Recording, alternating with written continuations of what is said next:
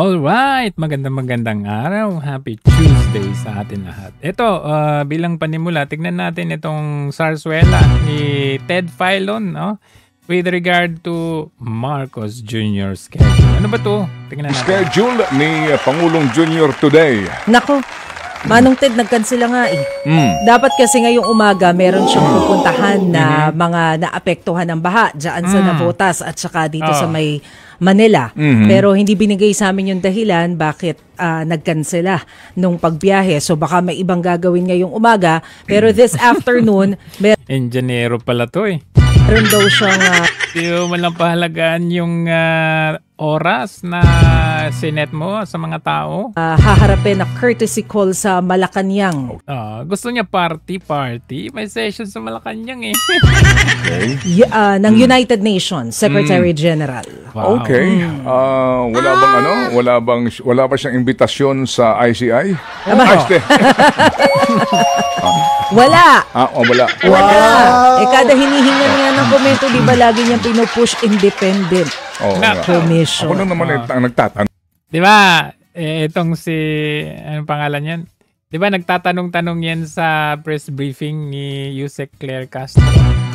Yung mga tanong nila na yan, malaman yung kanilang mga tanong.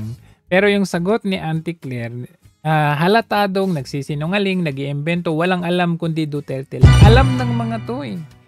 Pero hindi sila pwedeng mag-komento or comment back doon sa press briefing. Dito lamang sa kanilang mga sarili-sariling programa, sa kanila na ilalabas, na vent out kung ano ba talaga yung kanilang nasa saloobin. Hindi po sila himod-puwet minsan, very basic, plain and simple na ito laban ng karapatan ng lahat ito. Kinukurap na lang ang ating tax. Pero di ba lagi niyang pinupush independent commission? Ako lang naman ang nagtatanong. Hindi ba siya imbitahan sa ICI? Kung bakit niya pinirmahan yung budget. Kasi tinanong si Martin Romualdez, hindi pa ho natatanong si Zaldico kasi hindi na uuwi yun. Tinanong si Grace po, right, ng ICI. Yung mga, kumbaga, kasama supposed to be doon sa BICAM, no? Tinanong, wala bang magtatanong doon sa pumirma ng approval? Yun na. Wala. 2020. Nagtatanong lang naman ako. Budget. Hindi, magandang tanong naman yan, Manong Ted. Di ba Kaya valid lang, naman yun? Oo, Okay. valid na tanong. Kaya lang, parang napapatungan pa ng another question yung tanong mo eh. Kasi talaga ba, kung papatawag siya, ano ba yung gusto nating malaman? At saka mangyayari ba yun? Mangyayari na alin? Na ipatawag siya? Kung totoong independent, naniniwala ka bang independent? Sagot! Well, sabi nila, independent commission daw. Naniniwala ka bang independent? Oo. Pero the fact kasi na ang bumuo, Malacanang. At ang nag-appoint, Malacanang din. At ang nagpopondo. Yun din. Okay. Ito muna ngayon. Schedule. Anong maasahan mo, di ba? Ito, tingnan natin with regard to this expose kuno nitong si Montulfo na kinakasa daw ng mga ito yung destabilisasyon or plot against the Marcos government. Ito yung kwento ni isa doon sa pinangalanan ni Montulfo. Biglang issue. Biglang kung anong mangyari. Pagka 1 million, 2 million tao, paano papipigilan yan? Ibig sabihin, we are the leaders, pinagsama-sama yung mga grupo, hindi mo naman talagang, it's not a military organization na talagang you can control it as a leader. Ganon. So, we really expect na, this is a peaceful... What's your expected number, the 2 to 10? Dito sa, of course, sa... EDSA. No, sa Luneta, talagang solid yan. INC yan. INC yan, siguro 1 million, 2 million, kaya nila yan. Solid yan. So, all the others dito sa EDSA. Okay. Initially, we're looking at 300, 500, possibly 1 million. So sabi mo, hindi natin control yan pag marami ng tao. So pwedeng ulit mangyari. Yung EDSA 1, EDSA 2, at itong pangatlo. Kasi yung EDSA 3 nung kay Erap, hindi natuloy yun So pwedeng matuloy ulit yung EDSA 3. That is a possibility. Pwede mangyari yan. Pero that is beyond our control na, maski na pigilan ito. peaceful. Actually, ang gusto nila peaceful. Pero bakit yung inilalabas ni Browner, kinausap daw siya na mag-withdraw ng support sa gobyerno. Ngayon, Hindi naman ganun ang pinunta nitong si General Pukis na to doon kay Browner. Kinausap niya talaga si Browner. Ni General Bronner, ano pong sinabi niya? Ngayon, ang pinahiwatig namin sa kanya, sabi namin, we are representing the people, ipinapahiwatig namin yung sentimiento ng mga tao dito sa matinding corruption na ito. Oh. At Yun naman pala. Merong general kasi doon na Southern Luzon na nagpa-press release na okay, sumasama sila sa nakikiramdam sila, nararamdaman nila yung hinaing ng mga tao, parang ganon.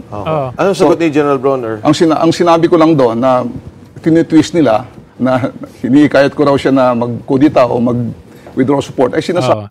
Yun naman pala wala naman palang sinabi, uy, mag-kudita tayo. Ipinaparating lang ang boses ng taong bayan. Ito po ang boses ng taong bayan. But technically, there is no word na sinasabi na, uy, tara, gayahin natin yung ginawa nila Enrile, Gringo Onasan, Fidel Ramos. Hindi naman ganun Sabi ko lang, baka kasi, bakit pa, di ba? Mag-underground meeting muna sila bago sila magrarally ng ganyan. naman yung armed forces. No, when you were faced with him and then you explained that, General, sabi mo, hindi kami nanggugulo, may mga reklamo kami lihitimo. Yeah. Ano pong sagot niya sa inyo? Hindi, nakikinig lang siya.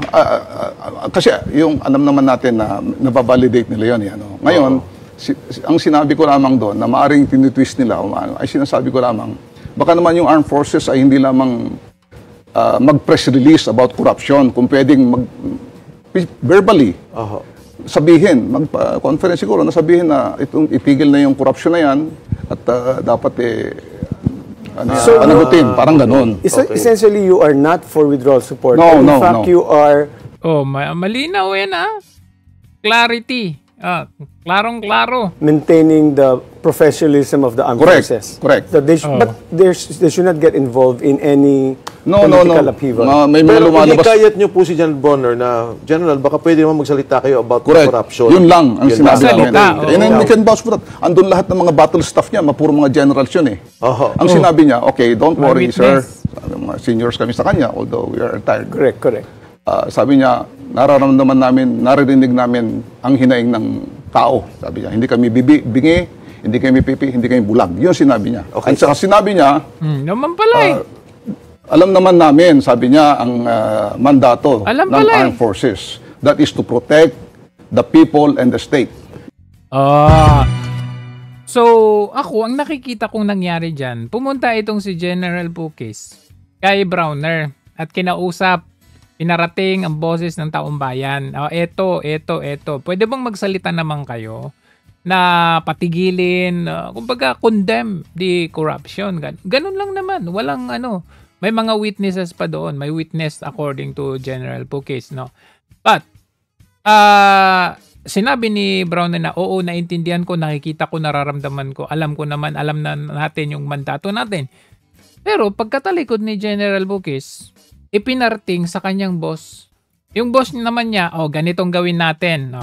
Ipakalat natin sa mga ibang mga kolumnista na mga kilala natin at mga vloggers na merong destabilisasyon. Kasi totoo nga naman may meeting itong dalawa ni General Browner. Pero bakit iba ang lumabas? Stabilisasyon ang lumabas. Well, pareho lang po kami ng reaksyon ni kaibigang Mike Defensore. Katawa-tawa po ito. Alam niyo po, matagal nang katawa-tawa itong si Ginoong Montulfo. He's the same person who said nakaiwan daw ng 1 billion in cash si Pangulong Duterte sa Malacanang. So, we take these things with a grain of salt. Okay, he seems to be very sure. Yan yung sinasabi ko na ito ay ipinadala nila ang maling impormasyon kay Montulfo para ilabas niya. Para ganito ang magiging rhetorics, ganito ang magiging sitwasyon, ang magiging senaryo. Halata naman wala. Kasi alakan namang ilalabas ni Browner o sabi ni Browner, nag-meeting kami ni General Pukis. Hindi niya pwedeng ilabas na yun kasi lalabas na siya hindi magandang kausap. So, ang mangyayari dyan, kailangan nila ng another character to perform that particular duty. Sa kanyang mga pangalan, saan po kaya nakuha ang impormasyon na ito? Meron po ba kayong mga haka-haka? Well, ang haka-haka ko dyan, he may have pulled it out of his ass kasi wala naman pong batayan para any of those people in that list should be included in the term destabilizer. Sapagkat wala naman pong destabilizer as a legal term in the legal lexicon. Meron po dyan inciting to sedition or sedition, inciting to rebellion or rebellion. Ito nga nakakatawa Ito yan yun. Ang mga listahan daw, no? Yan si Pukis, Romeo Pukis, yung kamiting ni General Browner. Malamang sa malamang ito yung si Browner ang missing link dyan na nagsabi. Kasi sasabihin nila, nag-meeting daw ang mga ito po for destabilization. Unang-una, meron akong napansin dito.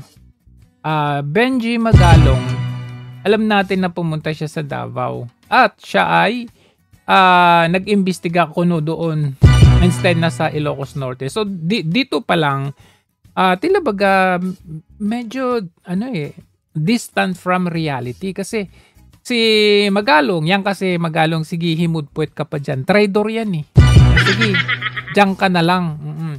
Kasi kahit anong gawin mo, at the end of the day, baka matutore ka din. Yung ginawa nila kay Tore, lahat kayo dyan, matutore din kayo later on. Yan, dyan pa lang, pansinin niyo paano nangyari nakasama si Magalong. Alam naman natin kung saan na si Magalong ngayon, di ba? Pangalawa, napansin ko dito, andito si Colonel Metran at saka si Captain Dado Enriquez. Paano mag-meeting yung dalawang yan? Paano sila mag-meeting? As far as I know, not in good terms yung dalawang yan. Chika ko sa inyo yung dalawang yan, not in good terms. Paano sila mag-meeting nang mag-destabilize? Kanya-kanyang lakad na yung dalawang yan ngayon O kahit pansinin ninyo, ewan ko lang kung nagbati sila. But as far as my information meron din akong ala Montulfo, no? Meron din tayong insider, kumbaga. Magme-meeting sila. Itong dalawang yan, nag-aaway yung dalawa. Sino pa ba? Attorney Topacio, Vic Rodriguez, Chavit Singson, Rodante Marcoleta, Ulamit. Ulamit. Si alias Monk. Tagal ko nang hindi nakikita itong Monk, si alias Monk. Diba dating kasama sa MNLF ata, si alias Monk. Tapos, so far, yan ang ko dyan So dito pa lang, si Bantag. Tingnan nyo si Bantag. Paano makipag-meeting si Bantag? Alam mo, walang ni isang pagkakatiwalaan si General Bantag na pwede siyang magpakita. Kaya hindi po pwede na nag-meeting yan sila. Hindi rin yan gagamit ng internet at kung ano-ano kasi matitrace siya. Bakit po sa tingin ninyo nadadawit kayo? Hindi kaya meron pong nagsasabi na nagmi-meeting-meeting kayo? Pero wala naman po illegal sa pagmi-meeting. Ano po? Ay, opo, nagmi-meeting-meeting po talaga kami. In fact, may mga committee po kami para sa pagkilos po sa EDSA Shrine. Merong in charge sa pagkain, entertainment, speakers bureau, yung marshal, security, para po hindi kami mahaluan ng mga provocateurs na katulad po nung nangyari dati. Binabantayan po natin yun kasi tayo po rin ang masisisi. Oo, tama. As isisi sa mga DDS yung mga yan. So, dyan pa lang, alam na natin. Okay, sige. Tignan na natin okay. Sasabihin ko na sa inyo kung bakit itong si Montulfo ay ibang-iba doon sa kilala nating Montulfo dati na dikit sa mga Duterte. Una, panoorin muna natin ito. Inaresto ng Manila Police District MPD ang broadcaster at kolumnistang si Ramon Montulfo. Ayon kay dating Justice Secretary Vitaliano Aguirre, nahuli si Tulfo. Okay, naaresto siya ng May 18, 2022. Katatapos yung election, May 10 election. Punang siya'y dumalo sa pagdinig sa Manila Regional Trial Court kaninang umaga kaugnay sa kasong libel na isinampalaban sa kanya. Anyang pagkakaresto kay Tulfo ay batay sa inisyong bench warrant ng Manila RTC Branch 24 laban sa mga mahayag matapos na hindi ito dumadalo o nagpapakita sa mga nakalipas na mga hearing ng korte. Ang kasong libel na sinampa ni Aguirre kontra kay Tulfo ay nag-ugat sa mga kolum niya sa ilang payagan na laban sa dating DOJ Secretary. Sinabi naman ni MPD Chief Police Brigadier General Leo Francisco pasado alas 10 ng umaga nang maaresto ng MPD si Tulfo at dinala sa MPD Smart sa City Hall. Ano ang connection niyan doon sa ginagawa niya ngayon? Okay. So, yung arrest May 18, 2022. Tatapos ng eleksyon, kinausuhan siya ni dating DOJ Aguirre. Panahon ni Duterte yun, take note mga Duterte din yung mga yan. Ngayon, umupo si Marcos Jr. ng June 30. Upon assuming position as the president, marami ng mga banat itong si Montulfo sa gobyerno, sa bagong gobyerno. Isa nga dito, ito, kumakalat ang sinabi ko kay First Lady Liza Araneta Marcos noong una. Sinabi ko kay Lam na sangkot ang kanyang kapatid na si Martin Araneta sa smuggling. Hindi niya pinakinggan ang aking payo. And Michael Ma, the alleged smuggler of onions, is president of CPUE, which holds office on the same floor as that of Attorney Liza Araneta Marcos. Tatawag ng Congress si Ma upang tanungin ang mga kinakasangkutan niya di umano sa smuggling at hoarding ng sibuyas. Kasosyo ni Ma si Martin Araneta, nakakabatang kapatid ni First Lady Araneta Marcos. Si Martin ay Vice President ng CPUE. Si Franz Imperial, isang Undersecretary sa Office of the President sa Malacanang, ay opisyal din ng CPUE. Kaya naman pala mataas ang presyo ng sibuyas. Kasama sa sindikato ng mga smuggler ang ating First Lady. Bayan ko kailan matatapos ang pagdurusa. So, yan po, ganyan po ang mga posting nitong si Montulfo noong una. Sabi niya, sent to Liza Marcos, January 26, 2023, Ma'am, I told you about my concern for you. When I told you, nagmamalasakit lang po about your brother Martin's name being linked to smuggling. I told you that the reports which I first got from reliable sources would blow up. I wish you had listened to me since we were collaborating before BBM was elected. I still have heart for you and BBM. Ang tanong, bakit bigla siyang nag-iba? So, diyan natin i-connect yung mga pangyayari. Kagaya nung sinabi ko na sa inyo, upon assuming the new presidency, nakikita na natin na itong si Montulfo bumabanat sa Marcos Jr. administration. Bakit bigla siyang nanahimik? Dito na natin i-link yung kanyang kasong cyber libel. Natakot sila na baka galawin ang kanilang kaso o kaya sila ay malalagay sa alanganin. Unlike sa mga kagaya natin, regardless kung meron tayong kaso o wala, nanatili pa rin tayo dito sa totoong laban kasi hindi tayo nabibili or natatakot. That's the reason why kung bakit ganito na ang mga palabas nitong the likes of Montulfo. When in fact, sabi nga ni Jay Zonza, ito dapat ang listahan ng mga nasa destabilization. Number 1 dyan ay si Marcos Jr. Siya mismo ang nagde-destabilize ng sarili niyang gobyerno. For 3 years, bigla kang nagising, tas sasabihin mo, maraming ghost project, sasabihin mo, mahiya naman kayo. For 3 years, pinagtatanggol mo yung flood control. For 3 years, nawala yung smuggling na sinasabi ni Montulfo. Tapos ngayon, sasabihin ninyo, ang nagde-destabilize nila Atty. Vic, Senator Rodante Marcoleta. When in fact, number 1, Marcos Jr. Number 2, Liza. Itong mga listahan, Sandro Marcos, Martin Romualdez, lahat ng mga yan, Zaldico, Boying, John Vic, Lucas Bersamin, Claire Castro, lahat nasama na kayo. Mga pula at dilaw. Kain, tae kayo dyan.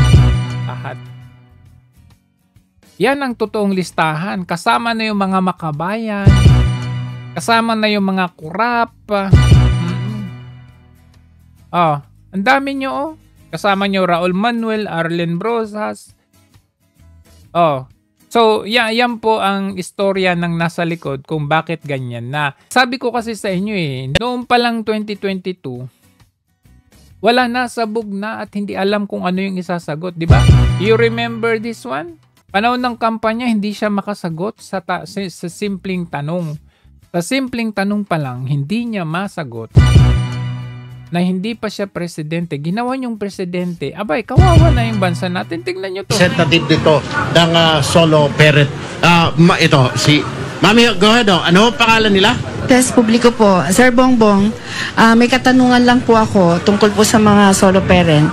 Bilang po ako po yung mga kapatid at mga hipag na solo parent, ano ba ang mga programang makabuluhan ang ibabahagi nyo sa mga kagaya nilang solo parent?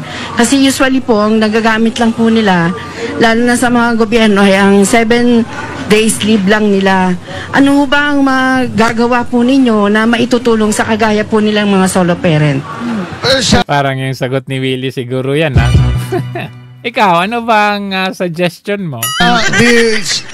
Ano bang pinakakailangan ninyo? Ako, ang iniisip ko kagad yung mga daycare para at least meron kayong paglalagyan. Ang problema, yung mga daycare worker natin, mga volunteer lang sa barangay. At kaya isinusulong ko nga at matagal ko nang sinasabi na dapat bigyan natin sila ng honorarium para talaga magawa nila yung trabaho rin na mabuti. Anong daycare teacher? Paano pag yung solo parent, hindi naman siya daycare teacher? So, dagan natin yung daycare center.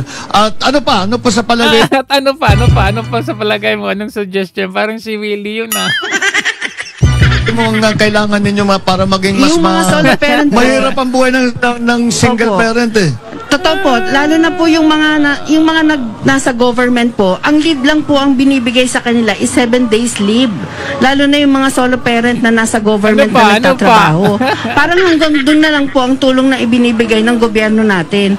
Ano ba yung mga pwedeng ibahagi po? So anong sinasabi, paano natin pagagandahin? Kung imbis na 7 days, kung meron ba silang maibabahagi na kunyari sa mga anak po? Kita nyo, wala talaga siyang alam. Wala siyang plano.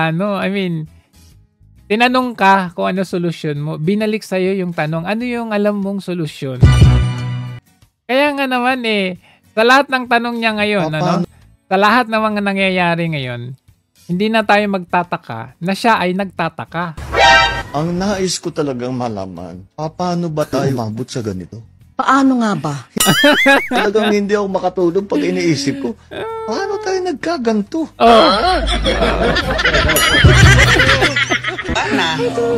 Kaigit na. Walang yan. Kung ano yung bunga, yun din ang puno. Kung ano yung puno, yun din ang bunga. Kagaya niyan, naglagay sila ng undersecretary, Yusek. Naglagay sila ng ganyan para ang lagi niyang babanatan ay yung mga Duterte. To the point na baka napanaginipan pa nga ata. Napapanaginipan mo ba si Duterte? Kasi bukang bibig mo naman. Wala siyang alam sagutin kundi about Duterte. Pagtanungin mo siya kung ano bang solusyon ng Pangulo dito sa bahan na ito, wala, aalamin pa daw, tatanungin pa daw.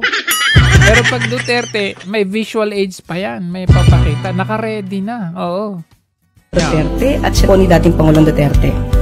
Panahon po ni dating Pangulong Duterte, dating Pangulong Duterte, ang nagsabi mismo, ang dating Pangulong Duterte ay po ng dating Pangulong Duterte, dating Pangulo. si dating Pangulong Duterte, former President Duterte. Former President Duterte para lamang po kay dating Pangulong Duterte. Kay dating Pangulong Duterte kasi sa panahon ni dating Pangulong Duterte. Ang dating Pangulong Duterte, natin sa dating Pangulong Duterte, si Pangulong Duterte. So, ano lang siya, kumbaga, secretary, USEC, undersecretary siya. Okay, PCO just for the destabilization of the Dutertes. Ito lang yung gobyerno na ang palagi nilang tinitignan ay yung past administration. Laging itong gobyerno na to na ang ano lang nila, ang aim lang nila ay sisihin yung nakaraang administrasyon. At syempre, kagaya ni Montulfo na dati binabanatan ang administrasyong ito. Kagaya nitong ni Auntie Claire. Ha? Ang nakakataka part na ganito, ilan na ba ang advisor ni Pangulong Marcos maliban sa mga sekretaris niya? Ibig bang sabihin nito, partner? Ayoko kasi maging nega, partner. Di ba pag sobrang dami mo... Ayaw mo maging nega, pero nega ka. Ito ay prior sa kanyang appointment as the USEC Secretary. Alright, that's Feb. Kailan ba siya kinuha? February ng taong ito. Advisor? Para lumalabas, wala ka talagang alam. Oh, wala ka daw alam. Diba? Ang dami mong advisor, tapos may secretary ka pa, tapos may USEC ka pa, may ASIC ka pa and everything. May USEC ka, may ASIC and everything. Inggit ka, kaya tuloy kinokang USEC. Anong ko lang, nasan na kaya yung partner nitong dati? Ngayon, kinukundi na kaya. So, I mean, the point na ito, tingnan ninyo dati. So, I hope, diba, sana ito, makita. Anong point dito? Kagaya ni Montulfo na binibira niya yung Marcos administration prior, no? Tapos ngayon, himudpuet na sa Marcos administration. It is because may kaso si Montulfo. Ibig sabihin may, may, kumbaga, blackmail issue or yung bang may reason ang gobyerno para kasi may kaso siya. Ito naman si Auntie Claire. Wala man siyang kasing kaso. So, anong gagawin nila para i-exploit nila or i-capitalize nila itong pinagsasabi ni Auntie Claire para mabaliktad yung kanyang pananaw, no? I-appoint siya sa pwesto. Nabanggit nga niya marami daw undersecretary at USEC si Marcos Jr. parang weak pa rin. O anong ginawa nila? In-appoint siya doon sa pwesto na kinainisan niya, na kinukundinan niya. Ginawa siyang USEC. At ito ang particular na marching order niya is to always bring down Duterte. O diba halos synchronized, pare-parehas yung reason kung bakit sila biglang naging baliktad. Si Claire Castro, okay? Binibira dati, ngayon himudpuet. Montulfo binibira, ngayon himudpuet. Si Mayor Magalong, nakita natin 777, 30-30-30. No, silence no more, sabi pa niya. Tapos ngayon, alam nyo na, di ba? Pero sabi ko sa iyo, Mayor Magalong, matutori ka din. Ni PBBM. Daan ng korupsyon. Yes, I agree. Ang MIF oras na makuha niya ang kopya ng bill. Ay talaga? Siyempre kasi... Teka lang, hindi niya nababasahin? May pirma na lang siya basta-basta? Urgent nga. Urgent. Oo. Urgent. Ganon? Pikit mata? Ewan ko lang, siyempre. Babasahin pa yan ng Pangulo bago niya ito pipirmahan. Oo, dapat ganun, partner. Diba? Dapat basahin niya muna. Hindi naman pagkabigay sa kanya pirma na agad. Ano yun? Babasahin pa ba ito? Kasi urgent nga. Ay, nako. Partner, diba? Pag binabasa natin itong mga news na to, bakit pa parang ang nangyayari ngayon, partner? Especially itong sa mga lawmakers natin. Parang sila yung nagiging lawbreaker. Diba? Diba napansin mo yan? Ngayon, himudpuet ka doon sa nagbe-bend the law. Lawmaker na lawbreaker. Diba? Partner, doon pa lang sa pag-certify na urgent ito, hindi na ito naaayon sa Constitution. Kasi mag-certify ka lang as urgent at pwede madaliin. Kapag ka meron tayo, pag may public emergency o yung kinakaharap mo na yung calamity. Ngayon, One eternity later. Magtiwala lang po tayo sa ating Pangulo at sa pamahalaang Marcos Jr. dahil ito po ay lumalaban sa korupsyon. Lumalaban sa korupsyon. Pero sabi niya prior, grabe ang korupsyon sa administrasyong ito. Hindi pa dyan nagtatapos. Nakikita natin talagang paiba-iba ang sinasabi. Ang nagpapaimbestiga. Sabi niya. Tandaan po natin, mismo ang Pangulong Marcos Jr. ang nagpapaimbestiga. Ang nagpapaimbestiga. Ang nagpapaimbestiga. Dahil nalaman po niya kung ano ang nangyayari at siya po ang bumisita mismo. Wala pa pong Pangulo sa history na gumawa ng ganitong malawakang pag-iimbestiga flood control projects. Flood control projects. Flood control projects. A few inches later. Kung seryoso lang talaga ang presidente, tapos na yan sa isang araw lang. Natuturo niya lahat na may kagagawa ng corruption sa budget, pero well, as you can see, parang nanonood tayo ng sarswela. Okay, ang Pangulong Marcos Jr., hindi po siya nagsasagawa ng investigasyon. Kasasabi niya lang na ang Pangulo ang nagpapa-imbestiga. Investigasyon. Nirespeto ng Pangulo ang due process. Nirespeto ng Pangulo ang human rights. So kaya po dumadaan ang lahat sa proseso. Anyway, ayan. Mayor Magalong. Ayan, sabi ko sa inyo retired broadcaster po. Mamaya, iiyak ka na naman, tapos pag sinuyo ka, babalik ka na naman doon. Ramon Tulfo has alleged that several prominent individuals are behind a supposed effort to destabilize the current administration. And dinabas niya po yung other prominent personalities like sila former Executive Secretary Vic Rodriguez, former Secretary for confirmation, Mike Defensor, Chavit Singson, Senator Rodante Marcoleta, Colonel La Chica at Ferdito Pasio. Isa pang na-observe ko dyan, si General Macanas, hindi naman yan lumalabas eh. Nakita ba ninyong nag-join yan sa rally-rally and even Hindi, I mean, paano siya makipag-meeting? Hindi nga yan nakiki-join sa nakita nyo ba? Ni minsan sa rally or meeting? Wala.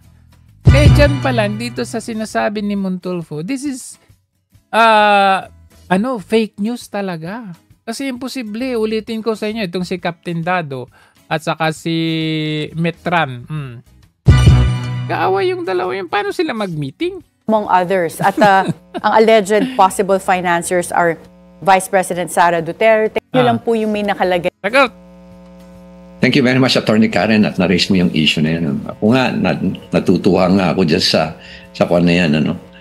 Lalagay nila yung pangalan ko, patas lalagyan pa nila ng for confirmation. Pero ang intention dyan, ilagay talaga yung pangalan ko.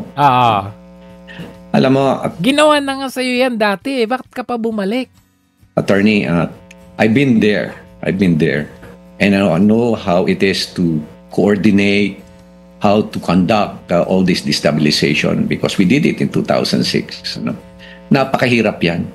Hindi basta-basta ginagawa yan ng nagsusulatan o kaya nag-i-email o yan nag-text yan. Totoo. Talagang kailangan na series of preparations yan, matindi yan. Oo. And I've never been involved in that since the time na natapos yung 2006 na nakulong kami. I promise not to get involved in that. Kaya sa aking mga speeches ngayon because I am invited in to talk 2 times, 3 times a week, sometimes 4 times a week pa nga lagi kong binabanggit yan that I totally support social activism, especially encouraging young people to join social activism provided that it is done within the confines of the law. Ang lagi ko nga sinasabi sa kanila So, ayan, magsilbi na lesson yan sa'yo, Mayor Magalong. Saan ka ba talaga? Be consistent. Akala ko ba consistent ka? Yun yung ang ganda na ng reputasyon mo from here. Umaangat yung reputasyon mo. Pero, kasi, syempre, we've known you na ikaw ay talagang palaban Kaya mga gobyerno nilalabanan matapang, kumbaga, consistent. Tapos pagdating dito, nagtataka lang. Di ba dapat maging matapang ka pa rin kahit na ini-issue ka doon sa sa Athletic Bowl at saka doon sa rock netting. Alam mo yun, kung matapang ka talaga, be consistent. Nagtampo ka, umalis ka sa IC, tapos magugulat na lang kami, nandun ka sa Davao. So, ngayon na naman, naano ka na naman dyan sa destabilisasyon. Magningiyak-iyak ka na naman ngayon. Baka mamaya magaya ka dito sa na tumanda na, ang dami ng dinaan ng administrasyon na mamayagpag pa rin. Siguro, it's about time na sunduin na siya. Kagaya nito. Baka yung nakalista dyan kay Montulfo. Ayoko sabihin, baka maano baka mausog Sino ba yan? May mga ka-meeting siya na medyo sensitibo. Si Regina Lay at si Regina Lay merong interview na gagawin in a few minutes join us this afternoon. But I think later on medyo medyo very very sensitive ang kanyang kalagayan kanina. I cannot say beyond that because we have to confirm certain things. I mean, just by looking at it, wala na 100 plus na siya Diba? It's about time naman na pagbayaran mo ang kasalanan mo sa Diyos. I mean, hindi tayo happy na mayroong ganito, ganyan. Pero ang daming buhay na nasira. Ito nga ang dapat pinadala sa dahig Oo, sa totoo lang. So, but that much we already know. Hingap. No, file video pala to, Ami. File video pala to. This is not the latest video. Okay. Wala na ito yan. luma pa to. So anyway, naka-standby pa rin. Malapit na yan. Oo. Anyway, tignan nga natin nitong si Remulla na ito kasi unofficial copy daw sa phone niya. Merong warrant of arrest na. Namin po last Saturday yung regarding kay Senator Bato. Hindi ko na pwede yan as executive function na yan. I did that as a function of my being a journalist also for Saturday. Kasi na-scoop ko nakita ko narinig niyo yung sinabi niya, na-scoop ko nakita ko Ngayon, ginaganon na nila. Sige, pag-usapan natin kung bakit. Kung tatanungin niyo ako kung meron. Nasa telepono ko. I have a copy. Pero, hindi pa yan, hindi siya official copy, kaya basta alam ko meron.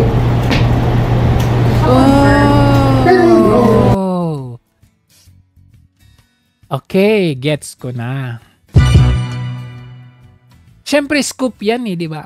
As a journalist doon sa kanilang programa doon sa radio na yon, in-scoop niya. Meron siyang kopya. Sa atat niya, inilabas niya. Kinonfirm niya nga just now na merong kopya talaga. Unofficial man, considered na yon, di ba? So ngayon, ang ginagawa ng different agencies at nila Claire Castro, ng DOJ, pinapacify nila, dinadie down nila na teka muna. Kasi secret dapat yan.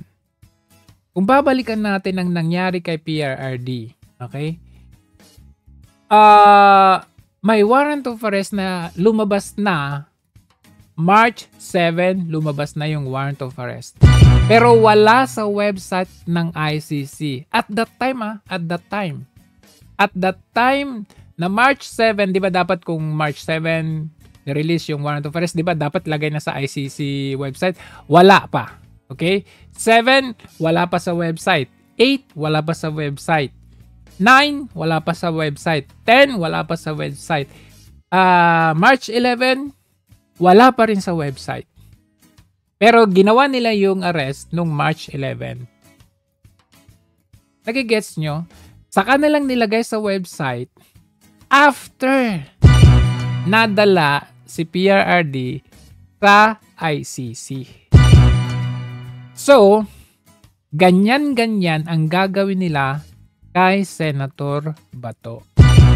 Nadulas lang ang bibig nito dahil gusto niyang mag-scoop kasi journalist daw siya Pero gusto nilang bawiin na wala pa. Even Even ICC spokesperson sabi niya, wala pa tayong ganyang information. Pero in reality, meron na yan. Kung ano yung araw, yun na yun at meron na yan. Ayaw lang nilang masunog dahil sa mga posibilidad na pwedeng gawin ni Senator Bato. And that's their fear na baka tumakas si Senator Bato. Learning from what happened to PRRD. Kaya hindi ako kumpiyansa yung sinasabi nila ng DOJ na hindi rin ako kumpiyansa doon sa sinasabi nila na protektado siya ng bagong rules na inilabas ng Supreme Court. Hindi rin ako kasi kahit merong nilabas ang Supreme Court na ganun, kaya nilang i-bend yung nilabas nila na ganun.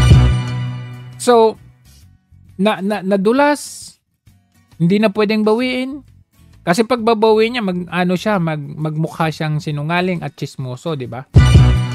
So meron tayong dalawang contrasting information. Meron kay Remulla, wala sa DOJ, but the truth is, meron yan. Di ba? Kahit sa mga pahayag ni Ping, tingnan niyo si Ping. Itong si Ping, dito sa kanyang interview, alakas ng loob mong magpayo kay Senator Bato na harapin na lang niya. Bakit ikaw? Nung nagkaroon ka ng kaso, hinarap mo ba? Hindi ba tumakas ka ng bansa? And you have the guts and nerve na magsasabi na harapin na lang ni Senator Bato?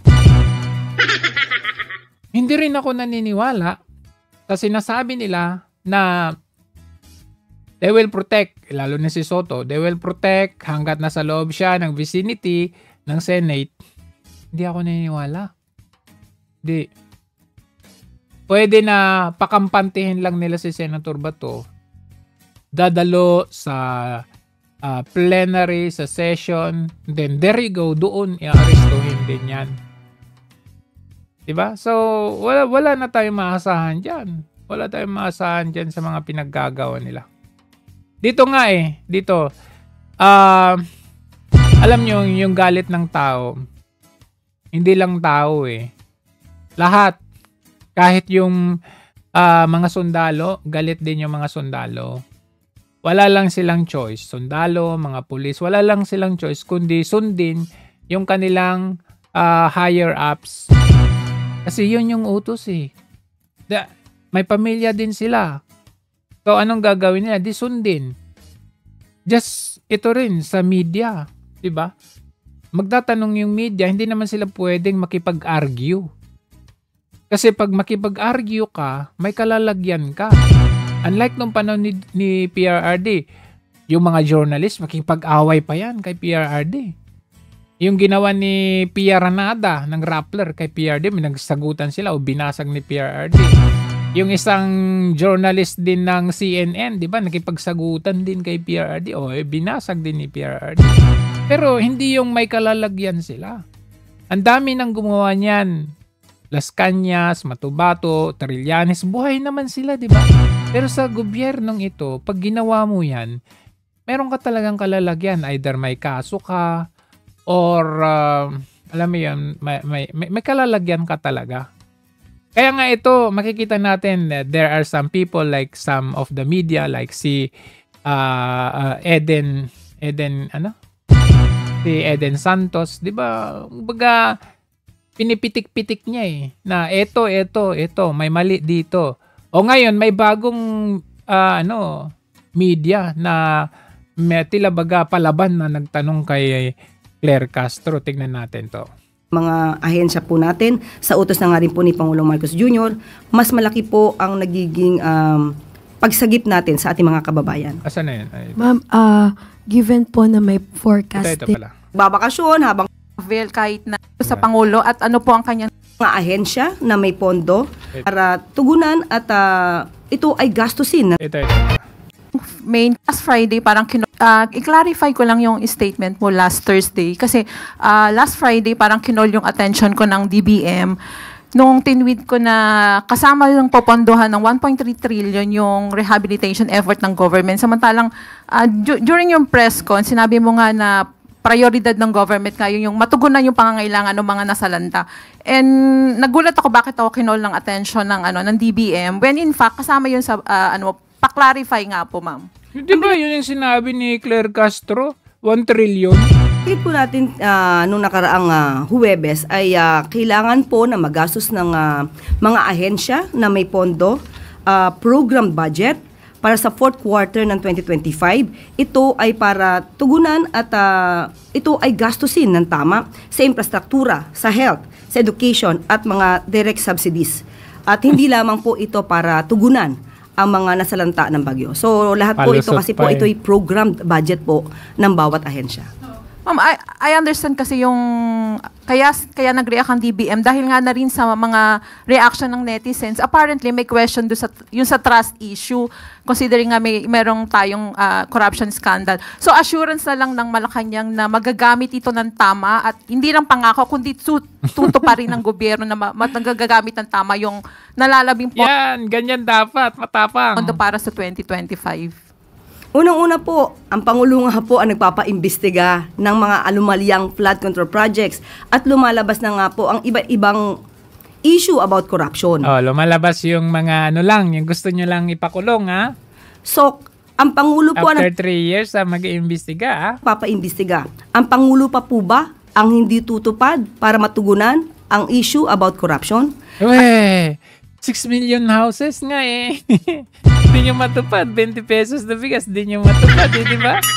Classroom, 22 lang. Kaya nga po, sinabi po natin mga Maharlika Investment Fund. Nasaan na yun? Nakaraang araw, dito din po sa briefing, na hindi po agad nagpapalabas ng pondo ang DBM dahil yun po ang utos ng Pangulo. Kailangan po na ma-justify bago magpalabas ng pondo. Kailangan ma-justify bago magpalabas ng pondo. Pero kaka-approve niya yung 1 year na national state of calamity. Hindi mo kailangan i-justify maglabas ng pondo kasi state of calamity. Nag-open siya ng another venue for a bigger corruption kasi there's no bidding needed. There's no justification needed. Pag sinabi ng local government o pag sinabi ng Pangulo, ito 500 million ang kailangan dito. Approve na. Kasi walang bidding. Tapos sasabihin mo, pag kailangan ng justification, saka lang ilalabas ang pondo. Di ba sinungaling lang? Thank you, ma'am. And my second question po, yung sa mga mayors na wala. So dyan na po tayo magtatapos. Na-explain ko lang yung about kay Montulfo, about dito kay Claire Castro, why they were condemning Marcos Jr. before and why they suddenly switched to praising, eating Marcos Jr.'s shits. Diba?